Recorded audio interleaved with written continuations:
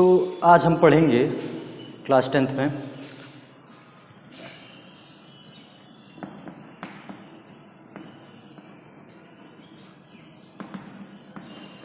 विद्युत धारा का तापीय प्रभाव। विद्युत धारा का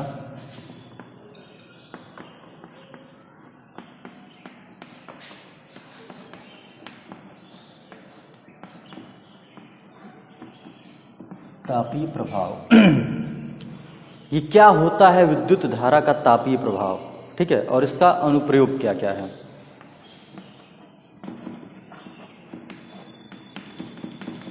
आज हम जानेंगे। तो जब आपने सिंपली नोटिफाई किया होगा कि जब किसी वायर में, जब किसी तार में विद्युत धारा बहती है तो वह तार गर्म हो जाता है, होता है। जब किसी तार में विद्युत धारा बहती है तो वो तार क्या हो जाता है, गर्म होता है। तो क्यों गर्म होता है, पहले ये बात कर लें, क्यों गर्म होता है। तो सामान्यतः हम कह सकते हैं कि जब विद्युत धारा में जब चालक तार में विद्युत धारा बहती है तो वह तार क्या हो जाता है, गर्म हो जाता है। क्यों गर्म होता है इसकी बात हम कर रहे हैं। ये मान लीजिए आपका चालक तार है। हम जानते हैं कि जब चालक तार में विद्युत धारा बहती है तो सामान्यतः क्या बहते हैं, आवेशों का बहाव होता है, मतलब आवेश बहते हैं, ठीक है। मान लीजिए कि ये इलेक्ट्रॉन्स हैं और ये बह रहे हैं, ठीक है, इधर। तो और इसमें धन आयन भी होंगे, आपको सारा कुछ बताया जा चुका है। मान लीजिए धन आयन बह रहे हैं। तो जब इलेक्ट्रॉन बहेंगे और जब धनायन बहेंगे तो ये एक दूसरे से बहते समय क्या होंगे, टकराएंगे। जब चालक तार में विद्युत धारा बहेगी तो विद्युत धारा बहने का मतलब क्या हो रहा है, उस चालक तार में आवेश बह रहे हैं, इलेक्ट्रॉन और धनायन बताया गया था आपको, बहते हैं, ठीक ना। तो उस मतलब कि जब किसी चालक तार में विद्युत धारा बह रही है, इसका मतलब है कि उस चालक तार में आवेश बह रहे हैं, और वो आवेश कौन कौन से हैं, इलेक्ट्रॉन है और धनायन है। तो जब आवेश बहेंगे तो वो एक दूसरे से क्या होंगे, टक्कर करेंगे, एक दूसरे से टकराएंगे, और जब टकराएंगे तो क्या वहां से उत्पन्न होगी, ऊष्मा। तो वहां से टकराएंगे तो वहां से क्या उत्पन्न होगी, ऊष्मा। तो यही कारण होता है कि एक चालक तार में जब विद्युत धारा बहती है तो वहां से क्या उत्पन्न होती है, ऊष्मा। अच्छा, तुरंत अगर सामान्यतः एक नॉर्मल तार है तो वहां देखेंगे कि तुरंत ऐसी प्रक्रिया नहीं होती है कि जैसे ही विद्युत धारा बही वैसे तुरंत चालक तार गर्म हो गया। कुछ समय बाद वो चालक तार क्या होता है, गर्म होता है, ठीक ना। तो मतलब तो उसमें होता क्या है, तो जब किसी चालक तार में विद्युत धारा बहती है तो वह चालक तार गर्म होता है। इसका कारण यह होता है कि जब चालक तार में विद्युत धारा बहती है तो वहां पर वास्तविक रूप में क्या बह रहे होते हैं, आवेश बह रहे होते हैं, और वो आवेश कौन कौन से हैं, इलेक्ट्रॉन और धनायन। तो वह इलेक्ट्रॉन और धनायन बहते हुए एक दूसरे से क्या होते हैं, टकराते हैं। टकराते समय उनसे क्या उत्पन्न होती है, ऊर्जा, और फलस्वरूप जब चालक तार में विद्युत धारा बहती है तो क्या उत्पन्न होता है, तो चालक तार गर्म होता है, अर्थात वहां से ऊष्मा या ऊर्जा उत्पन्न होती है, ठीक है। हम बात करेंगे कि अब हम इसका अनुप्रयोग देख लेते हैं कि इसका अनुप्रयोग क्या क्या है। तो आपके घर में अब तो नहीं, लेकिन फिर भी 100 वाट का बल्ब होगा, ठीक ना। एक ऐसा बल्ब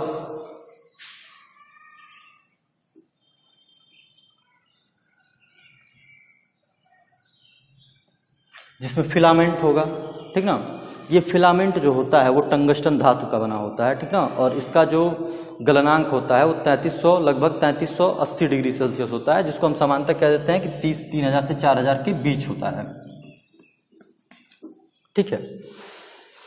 तो ये विद्युत बल्ब हमें क्या देता है, प्रकाश। और ये प्रकाश कैसे देता है, तापीय प्रभाव के कारण। होता क्या है कि जब इससे विद्युत धारा बहती है तो यह टंगस्टन धातु अर्थात जिसे फिलामेंट कहते हैं वो इतना गर्म होता है कि उससे हमें प्रकाश मिलता है, ठीक है। तो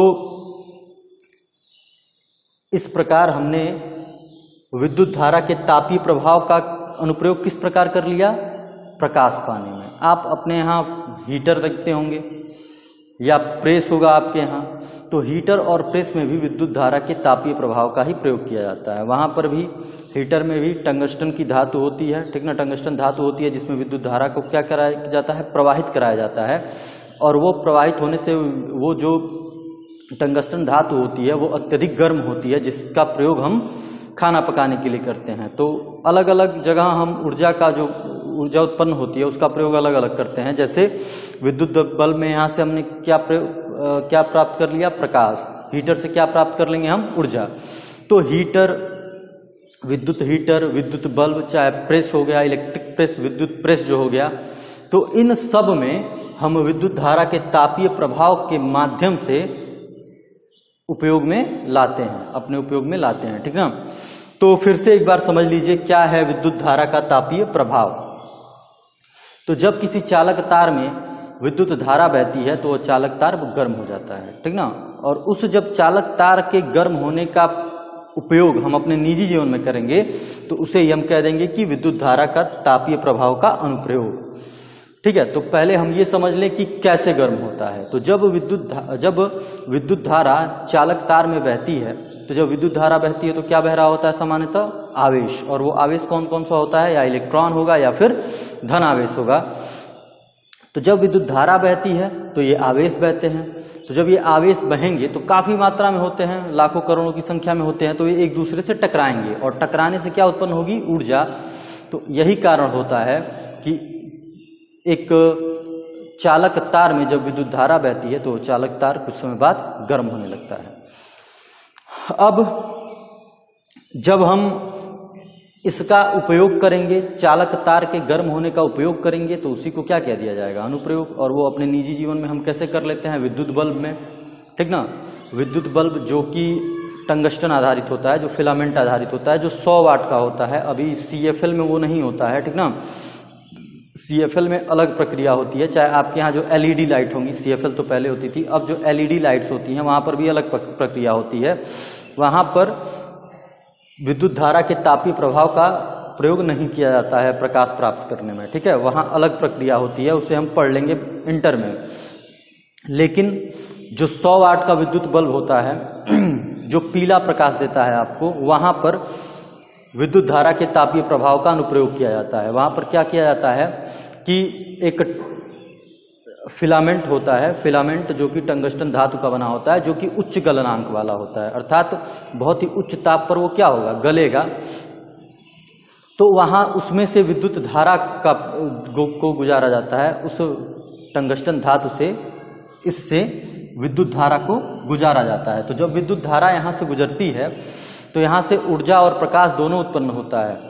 ध्यान दीजिएगा, यहाँ से ऊर्जा भी उत्पन्न होता है और साथ ही साथ प्रकाश भी उत्पन्न होता है। लेकिन हम मुख्यतः बल्ब का प्रयोग किस लिए करते हैं, प्रकाश प्राप्त करने के लिए, ठीक है। और भी बहुत सारी चीजें होती हैं, जैसे यहाँ पर कौन सी गैस भरी होती है, तो यहाँ पर अक्रिय गैस भरी जाती हैं। अक्रिय गैस में कौन कौन से हो जाएंगे आपका, आर्गन, नाइट्रोजन या नियॉन वगैरह, ठीक है। अक्रिय गैस क्यों भरी जाएंगी, आप जानते हैं कि कोई भी पदार्थ ऑक्सीजन की उपस्थिति में जलता है, ठीक ना। तो अगर यहाँ ऑक्सीजन, अगर इससे पैक न किया जाए, ठीक ना, अगर इसे अक्रिय वातावरण न दिया जाए, तो यहाँ पर ऑक्सीजन रहेगा और ऑक्सीजन की उपस्थिति में ये जो हमारा टंगस्टन धातु है, जो हमारा फिलामेंट है, वो क्या हो जाएगा, जल जाएगा। तो बल्ब के अंदर हम अक्रिय गैसें भरते हैं, और अक्रिय गैस आपने पढ़ा होगा, नियॉन, आर्गन, जेनान, रेडन वगैरह। तो उसमें से हम आर्गन का प्रयोग करते हैं या नाइट्रोजन का, ठीक ना। नाइट्रोजन भी एक अक्रिय गैस के रूप में ही मानी जाती है, क्योंकि आपने पढ़ा होगा कि नाइट्रोजन जो होता है वो हाफ फिल्ड होता है, ठीक ना। उसके जो कोष होते हैं वो आधे भरे होते हैं, तो भी यह लगभग अक्रिय गैस के रूप में ही काम करता है। या फिर आर्गन या नियॉन भर देंगे आप, ठीक है। क्यों भरेंगे, ताकि जो हमारा फिलामेंट है वो क्रिया करके गैस से, या अगर ऑक्सीजन है तो ऑक्सीजन से क्रिया करके जले न, ठीक। तो ये हो गया विद्युत बल्ब। अब और क्या अनुप्रयोग कर दिए जाते हैं तापीय प्रभाव के, तो जैसे हमारा इलेक्ट्रिक हीटर होता है, तो इलेक्ट्रिक हीटर में देखेंगे कि वहाँ पर जो टंगस्टन या नाइक्रोम की जो बहुत ही एक घुमावदार परत, एक घुमावदार तार होती है और काफ़ी मात्रा में वो फैलाई गई होती है। तो उसमें क्या होता है, उसमें विद्युत धारा बहती है, ठीक है, और उसमें विद्युत धारा बहती है तो वहां से क्या उत्पन्न होता है, ऊर्जा, और उस ऊर्जा का उपयोग हम क्या करते हैं, खाना पकाने वगैरह में कर लेते हैं। या फिर इलेक्ट्रिक प्रेस भी आपका विद्युत धारा के तापीय प्रभाव पर ही कार्य करता है। इलेक्ट्रिक प्रेस में भी जो है कि वहाँ तार होते हैं, वो गर्म होता है, जिससे नीचे की प्लेट गर्म होती है, और उस प्लेट का उपयोग हम किस में कर लेते हैं, कपड़े प्रेस करने में। ठीक है, तो ये जो इलेक्ट्रिक इक्विपमेंट्स हैं, ये जो भी इलेक्ट्रिक उपकरण है, विद्युत उपकरण है, वहाँ पर कौन सा प्रयोग क्या होता है, विद्युत धारा के तापीय प्रभाव का अनुप्रयोग किया गया होता है। मतलब वहाँ पर विद्युत धारा के बहने से जो ऊष्मा उत्पन्न हो रही है उसका हम अनुप्रयोग करते हैं। ठीक है, तो ये हुआ विद्युत धारा का तापीय प्रभाव।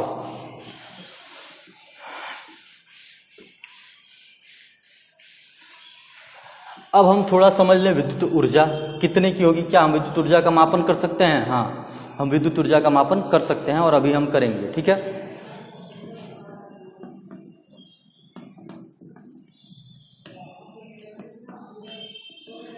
आपको जब विभवांतर पढ़ाया जा रहा था, आपको, तो मैंने विभवांतर की परिभाषा देते हुए कहा था कि किसी एक विद्युत क्षेत्र में एक बिंदु से दूसरे बिंदु तक किसी आवेश को ले जाने में किया गया कार्य और उस आवेश के अनुपात को हम विद्युत विभवांतर कहते हैं। V बराबर W/Q। तो ये क्या था, कार्य। ठीक ना, तो W क्या हो जाएगा, V/Q। और ऊर्जा क्या होती है, कार्य करने की क्षमता। मतलब विद्युत कार्य जो भी हुआ वो किस रूप में बदलेगा, ऊर्जा के रूप में। तो इसे हम H कह देते हैं, H बराबर V/Q। ये टॉपिक क्या है, तो क्या विद्युत ऊर्जा की गणना की जा सकती है? तो हाँ, हम विद्युत ऊर्जा की गणना कर सकते हैं कि अगर इतना विभवांतर है, इतना विद्युत धारा बह रही है, तो ऊर्जा कितनी प्राप्त होगी, हम इसकी गणना करेंगे। और कर कैसे सकते हैं, देखिएगा। V बराबर होता है W/Q।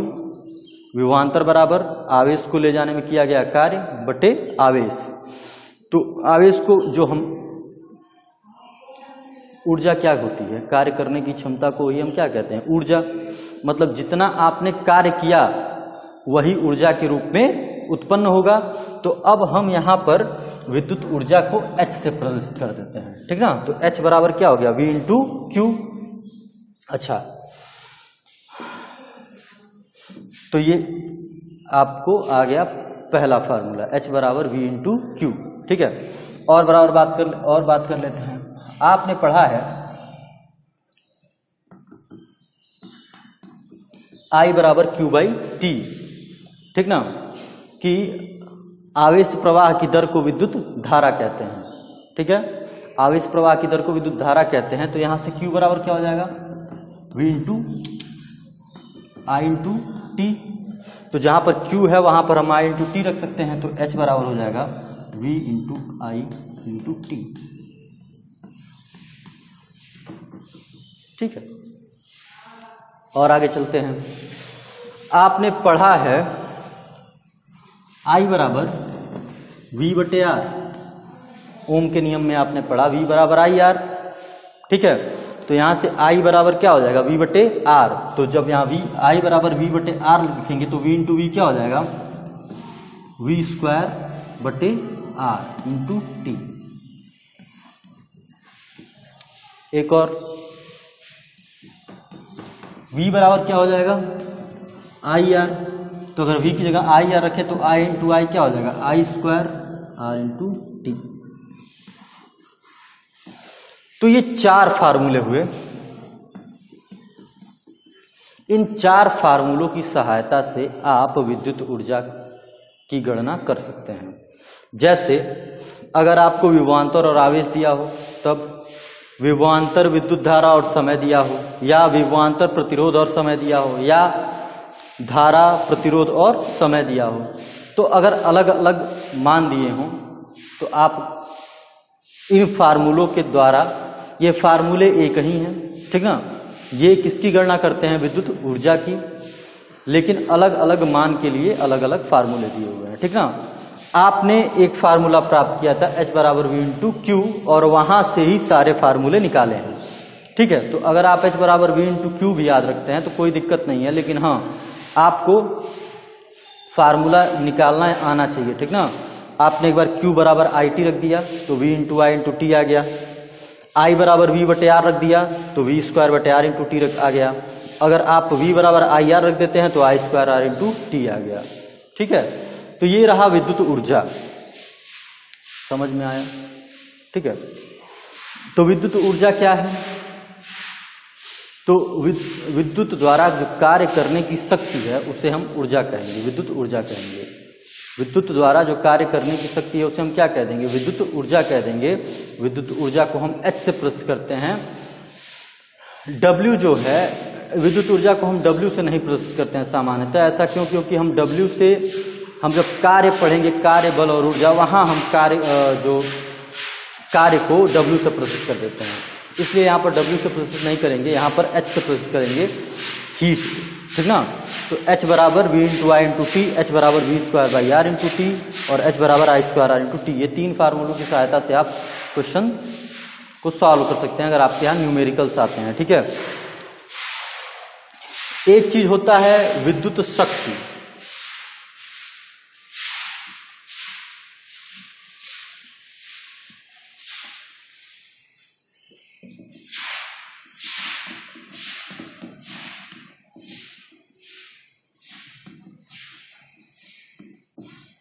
आप इसे पावर कह लीजिए या आप इसे इलेक्ट्रिक पावर कर लीजिए। आपने शायद जब 9th स्टैंडर्ड में जब आपने पढ़ा होगा, शायद वहाँ पर चैप्टर रहा होगा कार्य ऊर्जा एवं शक्ति, तो ये जो शक्ति वहाँ पर आपने पढ़ा होगा, ठीक ना। तो वहाँ जो भी पढ़ा होगा वो यांत्रिक दृष्टिकोण में पढ़ा होगा, लेकिन यहाँ जो हम पढ़ेंगे वो सब विद्युत के लिए पढ़ेंगे। वहाँ जो आपने पढ़ा होगा वो यांत्रिक रूप में पढ़ा होगा, या तो मोटर द्वारा की जाने, मोटर की शक्ति पड़ी होगी, या मानवीय कार्य की शक्ति, मानव की शक्ति पड़ी होगी, ठीक ना। लेकिन जो यहाँ पर हम शक्ति और यहाँ जो ऊर्जा पढ़ रहे हैं वो विद्युत पढ़ रहे हैं, विद्युत की ऊर्जा और विद्युत की शक्ति। तो फार्मूला सेम रहेगा जो आपने वहाँ पढ़ा था और जो आपने यहाँ पढ़ा है, कि क्या कि 1 सेकंड में किया गया कार्य, चाहे 1 सेकंड में उत्पादित ऊर्जा शक्ति कहलाता है, ठीक ना।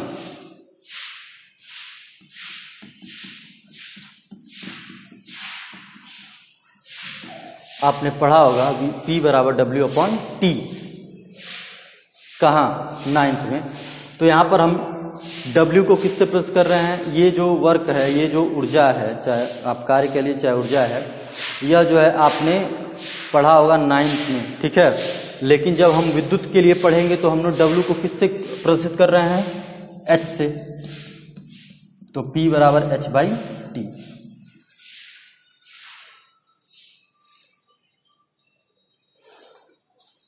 ठीक है। तो P बराबर H बटे टी। ऐसे कह सकते हैं कि ऊर्जा उत्पादन की दर, ऊर्जा उत्पादन की दर को हम शक्ति कहते हैं, या कार्य करने की जो दर होती है उसे हम शक्ति कहते हैं। यहाँ पर आप क्या लाएंगे?